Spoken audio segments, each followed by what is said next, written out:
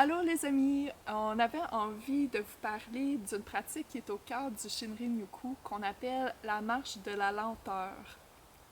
En fait, pour bien comprendre la marche de la lenteur, c'est important aussi de comprendre qu'est-ce que c'est exactement le Shinrin-yoku. C'est vraiment changer sa manière de vivre la nature, changer sa relation à celle-ci. Puis, donc, on va toujours essayer d'entrer en contact direct avec elle, je dirais. Donc, le rôle de la marche de la lenteur, c'est vraiment de prendre le temps de connecter avec, de regarder les choses qu'on ne regarde pas d'habitude. On peut sentir, on peut toucher, on peut vraiment comme savourer les choses d'une autre façon. Puis ça va vraiment nous amener à transformer notre état d'être.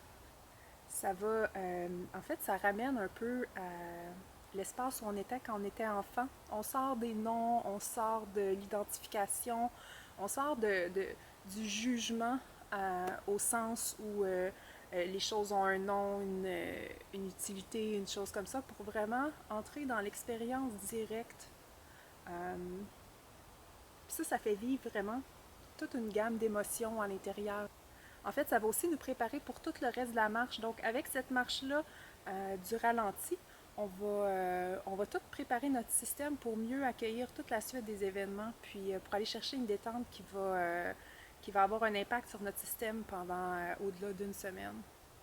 Parfois, il nous arrive même pour faire comprendre aux gens ce que c'est la marche de la lenteur, de parler d'une marche anti-cardio. En fait, l'idée, c'est vraiment d'aller tellement lentement qu'on ne va pas avoir de symptômes de cardio, qu'on ne va pas avoir d'essoufflement, de cœur qui bat plus vite quand on monte une pente, par exemple.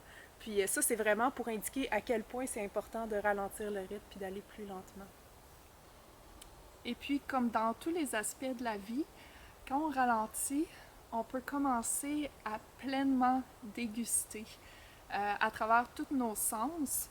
Et ça nous amène à avoir une expérience qui est beaucoup plus profonde de notre relation à ce qui nous entoure et de tout notre monde intérieur aussi. Alors, on vous invite à aller vivre l'expérience, à aller marcher en forêt ou même dans un parc et de prendre vraiment le temps de ralentir et de déguster tout ce qui vous entoure. Tu sais comment c'est beau les petits champignons? Oh, oh oui, hein? C'est des champignons, on dirait.